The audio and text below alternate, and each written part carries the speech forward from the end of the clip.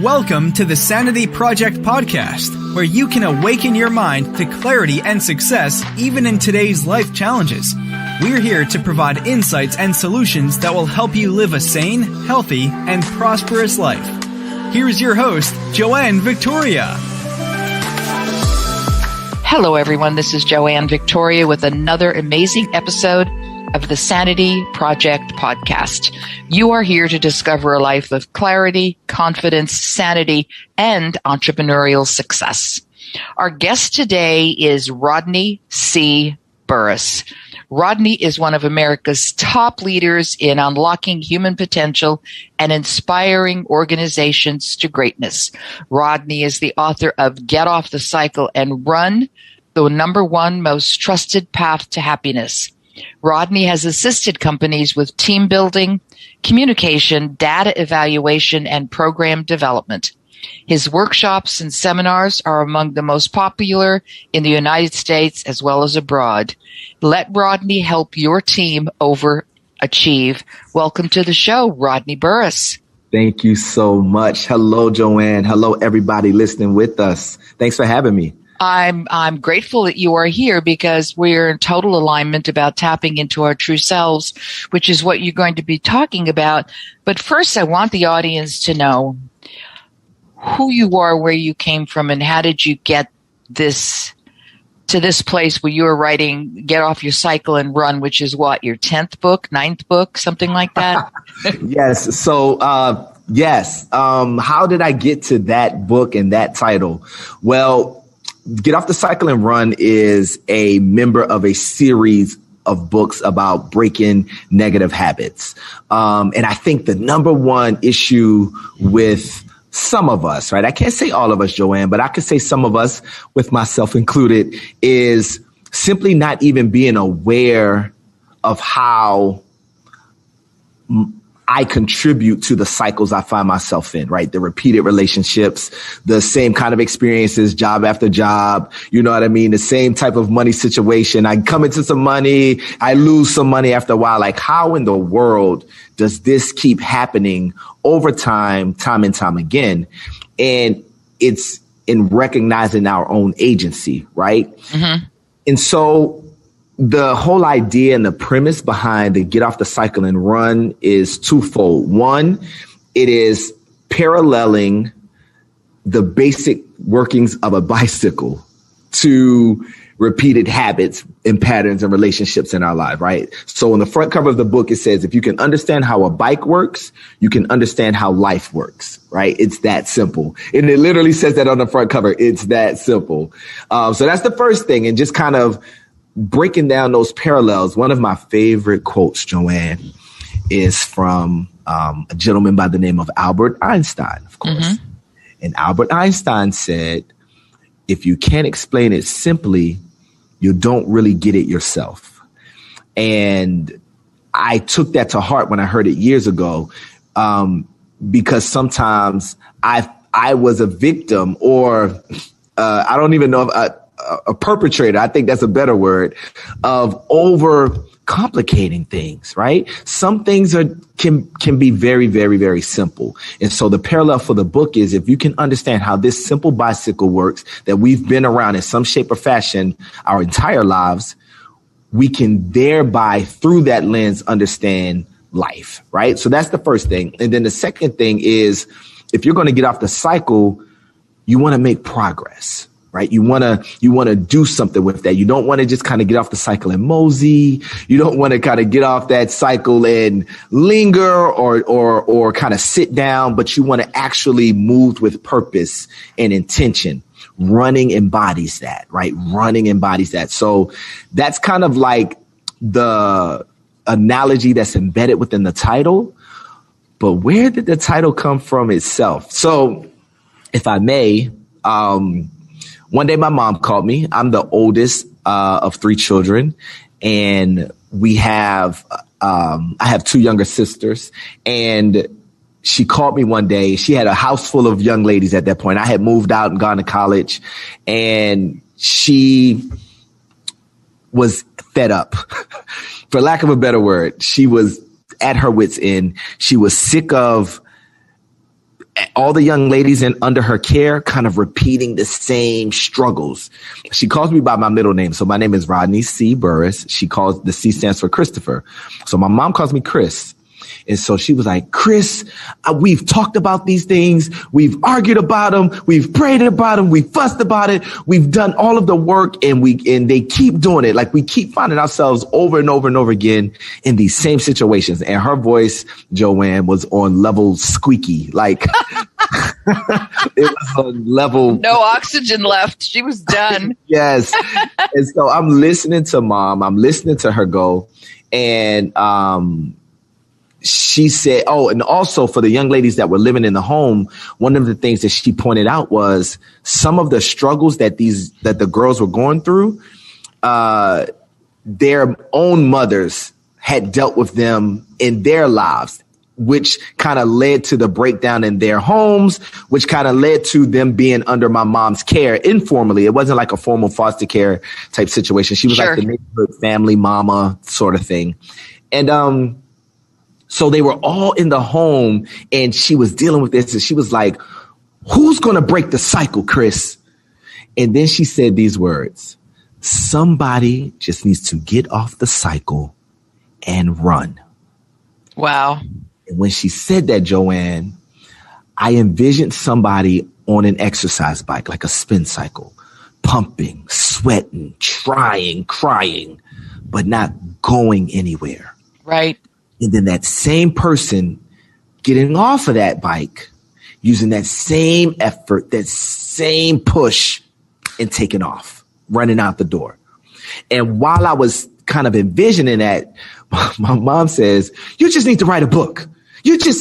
And so I was like, maybe. I mean, I had never thought about really writing a book at that point. I had done a lot of work in the professional development spaces. I had done a lot of work with collegiate groups and nonprofit teams at that point. But I never thought about penning a book.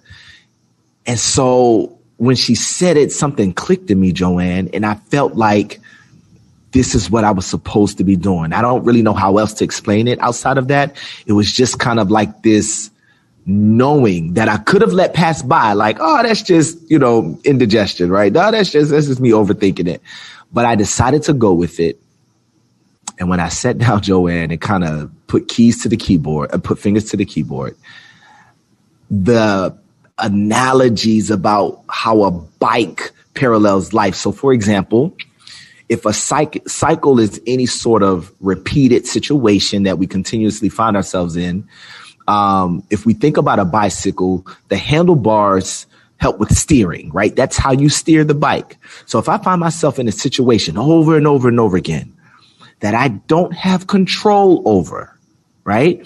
I probably would do better, instead of repeating it ad infinitum, getting off of that thing and using my own energy, my own effort, my own agency in running, right? Moving with progress. The pedals, for example, the pedals is what drives the bicycle forward. So if I'm in a situation over and over and over again, but I don't have any passion, I don't like this, I don't have the drive, it's kind of like it's pulling me along, I probably would do better getting off of that. That's right. Yeah. And so that, I mean, the whole way through, the frame of the bike and the seat of the bike and the chain and all of those sort of things. And then the different types of cycles, and from motorcycles to tricycles. And I even had this one thing about like a Ferris wheel, which is not any type of those cycles, but it is a type of cycle that has this lulling effect, right? It's this kind of like ethereal, romanticizing kind of experience, but we have no control at all. Like this, there's no handlebars the first, right? Anywhere there. We're kind of just locked in and stuck. And it is the epitome of living a lie that we are aware of, that we're choosing to participate in, because the highs feel so good, right? But we get locked in a way where even if we come to at a certain point, we can't even get off at right then and there. But instead of hopping off, we kind of just see that thing out, and maybe we get back on it, or maybe we hop off. And so the Ferris, I mean, it was just so many in that book, Joanne. And I felt like Neo. Neo off the Matrix, when he didn't know how to fight. He didn't know how to do anything, right? And he sat in that chair and got plugged in. And it was like all of that knowledge was downloaded. That, Joanne, was kind of like what my own experience was like. It felt like it was a download, to be honest with you, that pumped out that book. So that was the first book in the series. And then there's a whole bunch that kind of play off of that. And those are my books. Well, it's interesting to me. There's alignment between you and I more ways than one. Obviously, you're talking about tapping into our true selves by embracing confidence and breaking cycles.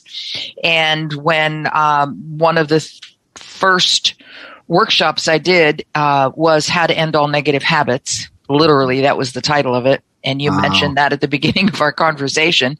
And I have a son named Christopher. Yes, so you. I do. Now, I'm the only one who calls him Christopher. I don't like nicknames. But his friends, his clients, all of that, they all call him Chris, but I call him Christopher. But you call him Christopher. Oh, he's Christopher. Isn't that such a funny alignment right there? I know. But, and when you're talking about, especially on the Ferris wheel, I don't like them myself because there's no control. Yes. That's part of it, but they're also just big and scary. Yeah. And right? I look at that as life now today in what you're speaking about. And then when you get to the bottom, you when you're not getting off, you're just sitting at the bottom of this Ferris wheel and it's like somebody else is in charge of your life. Yes. And that's not true, but that's the way it is. And many people in our country, in our world, in our, units around us, they are sitting at the bottom of a Ferris wheel. Yeah. They have given up.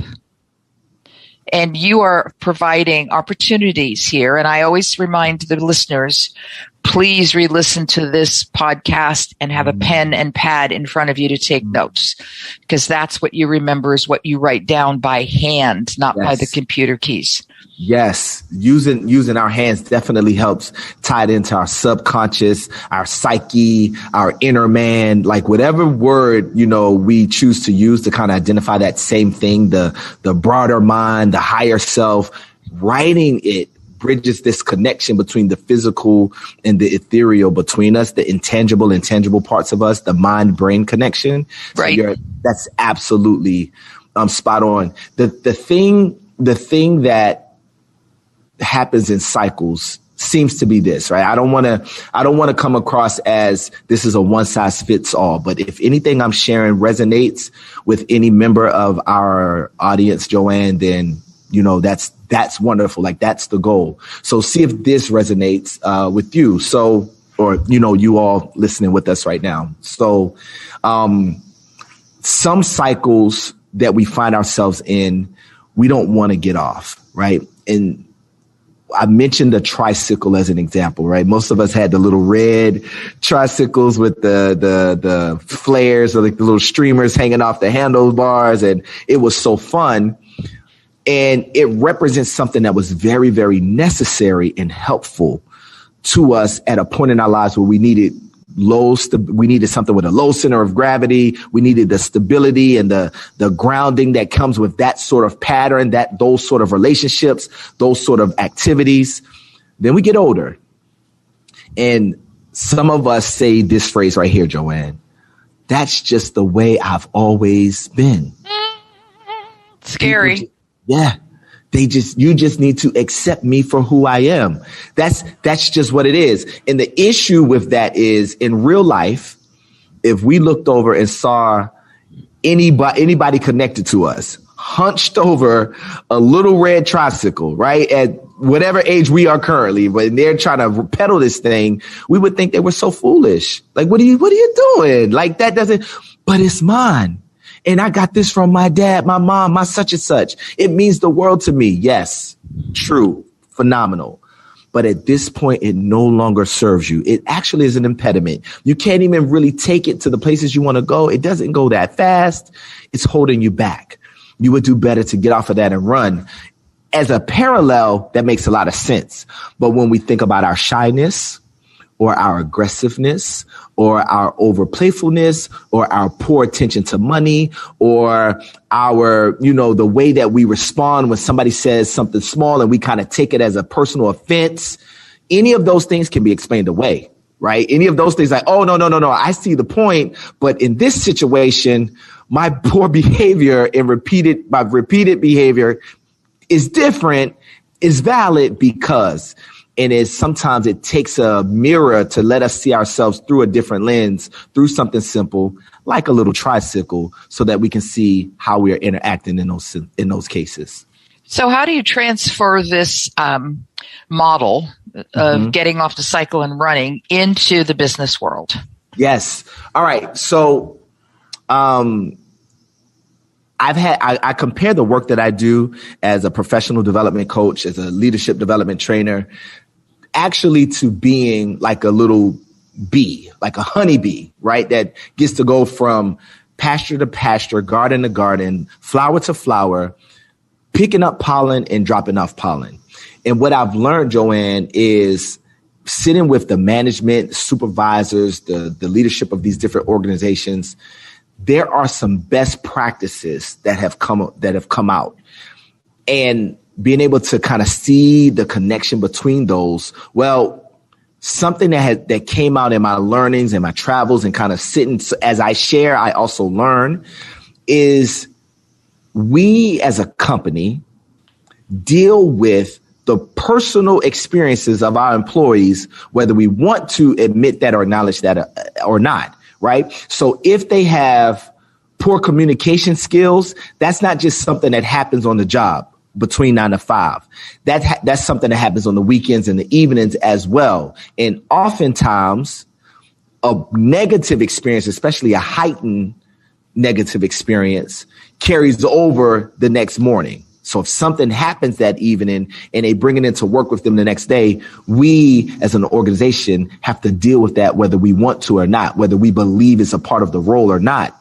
And so I found myself being called in at first to kind of talk about what are some keys to management? Like, what are some things that we can do to kind of improve processes and improve return on investment and improve productivity? And what I began to see is our real work as leaders is dealing with the core of the people so that we increase retention, so that we decrease turnover, that we improve workplace morale and work-life balance. And so the book about cycles and how we look at each other, interact with each other, became something that people started picking up. Like they just started picking up over and over and over again. And we talked about that more than we talked about, their policies or procedures.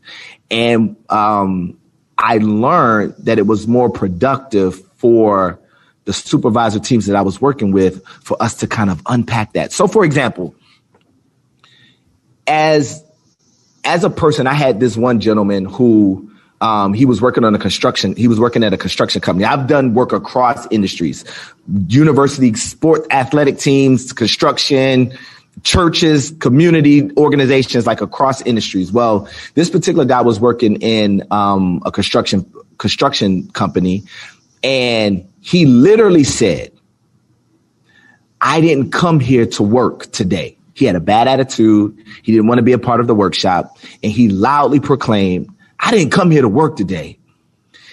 Well, what is that? Relationships, attitudes are often indicative of poor connections between people or inside of a person that has nothing to do with the work at hand. And if we focus on just the work, we're going to be kind of beating our head against the wall all day. So the parallels between the cycles and how it relates to the workplace kind of naturally sprung up from the supervisor teams that were bringing me in. So when he said he didn't come to work, he thought he was just going to sit and listen to you talk to him?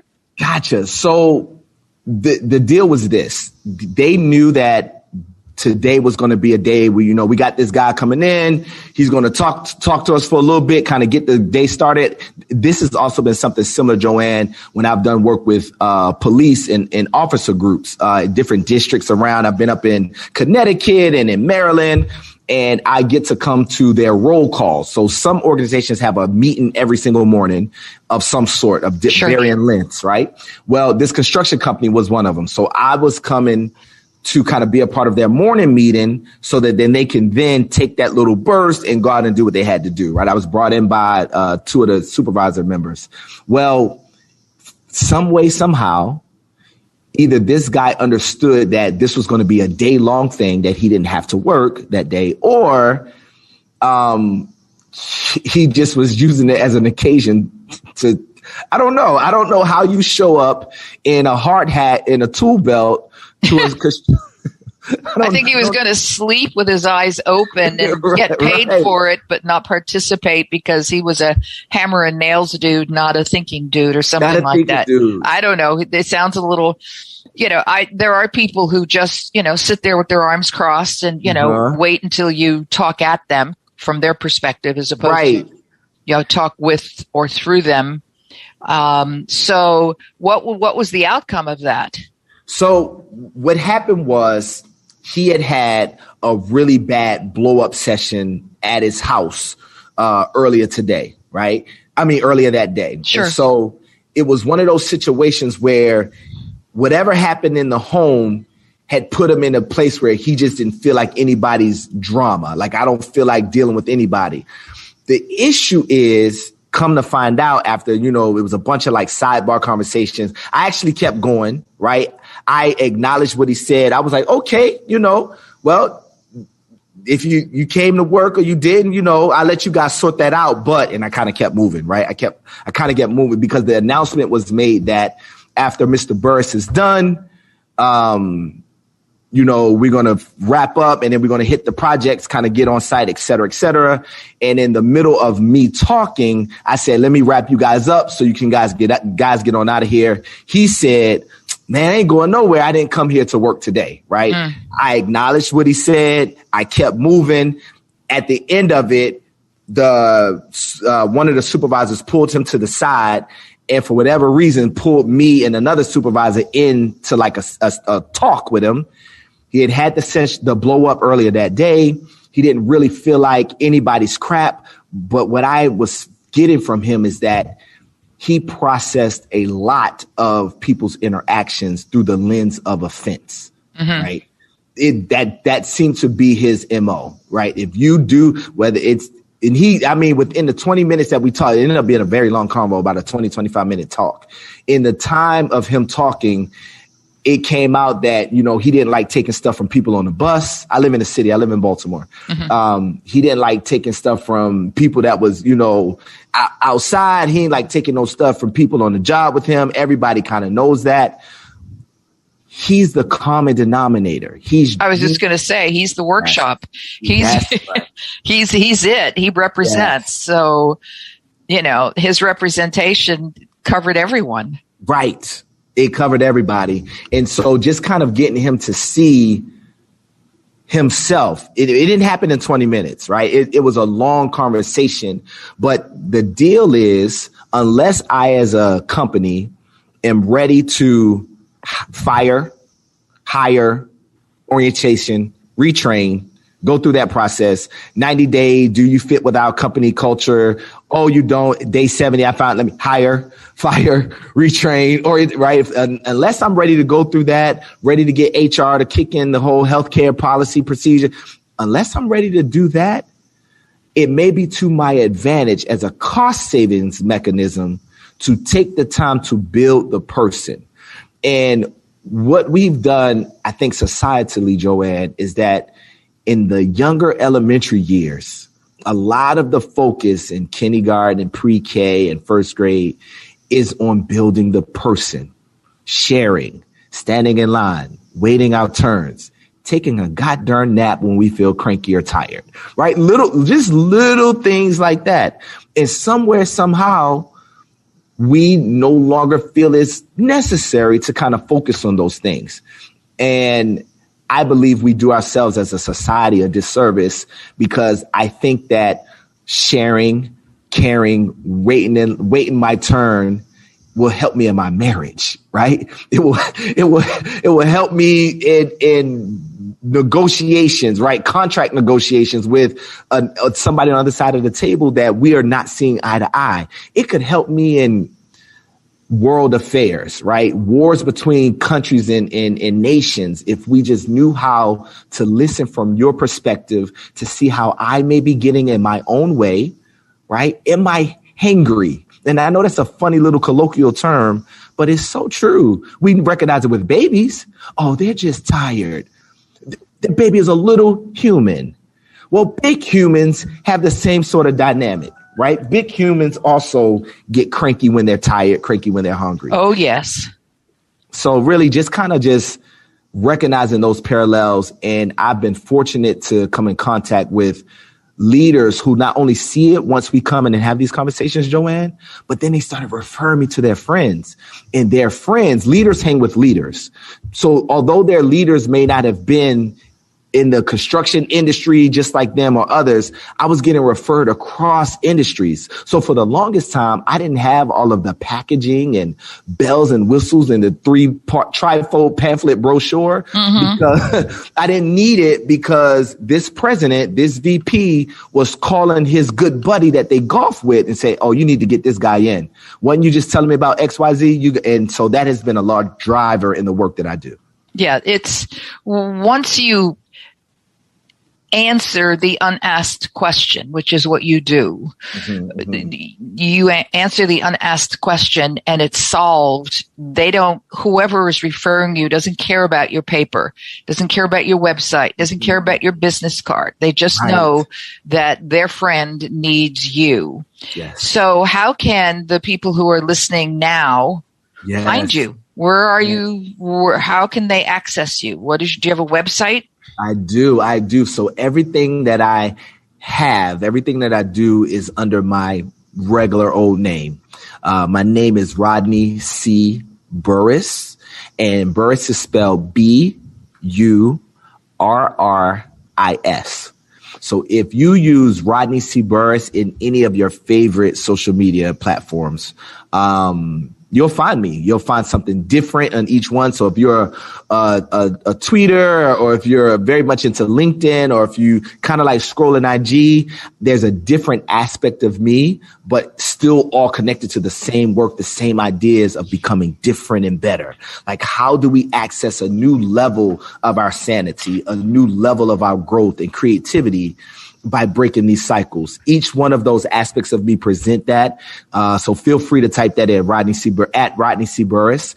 My website is rodneycburris.com. And if you wanted to email me, you can use info@rodneycburris.com. So there you go, people. So go to rodneycburris.com, check out his offers for his book, especially for those of you who are listening. And if you want to hire him, you can, I'm sure, do so through his website as well. And for those of you who want to get a free book on my website, go to askjoannevictoria.com to get your copy of the True Self Handbook, a guide to transform your life. I want to thank Rodney C. Burris for being here today. He's been very insightful in his sharing, caring perspective as a human being first, because that's what has to be satisfied first, is we as humans. Then the job comes second, but it is a cycle in its own self. Get off the cycle and run, Rodney. Go take care of business. We'll talk to everybody soon. Take care. Bye-bye. I hope you enjoyed this episode of the Sanity Project podcast. Please go to AskJoanneVictoria.com to listen to more podcasts. Check out Joanne's coaching programs and get a free copy of her report, 5 Steps to Achieve Life-Work Harmony. That's AskJoanneVictoria.com. Take care, and thanks for being here.